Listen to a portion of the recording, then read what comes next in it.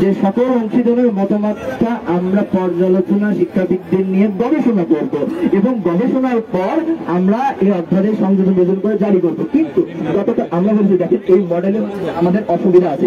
এই মডেলের যে অসুবিধাটা আছে তাদেরকে আমাদের কতটুকু শুনতে হবে। বিশ্ববিদ্যালয় হোক, বিশ্ববিদ্যালয় হওয়ার অনেক জায়গা আছে, আরো অনেক ওয়ে আছে, কিন্তু এই মডেলে বা অন্য কোনো প্রসেস আছে, অন্য কোনো মডেল আছে, সেগুলো নিয়ে আমরা আলাপ করতে পারি। কিন্তু স্কুলিং সিস্টেমে বলা হচ্ছে, স্কুলিং সিস্টেমে বলা হয়েছে 3 নম্বর উপধারায় বলা আছে বিশ্ববিদ্যালয় স্থাবর অস্থাবর সম্পত্তি অধিগ্রহণের ক্ষমতা রাখিবে। এই যে ধারা লাগবে 3 ক্ষমতা রাখিবে, এখন বলা হচ্ছে যে এটা বিশ্ববিদ্যালয় অন্য কোথাও জায়গা কিনবে। দেখেন বিশ্ববিদ্যালয় যদি কিনে, ঢাকা কলেজে যে 5টা অনুষদ করা হচ্ছে, সেই অনুষদটা ঢাকা কলেজের ক্যাম্পাসে করা হবে, তাই না?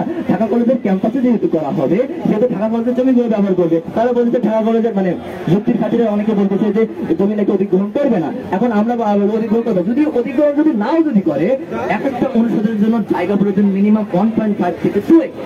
1.5 থেকে 2 একর যদি আমি হিসাব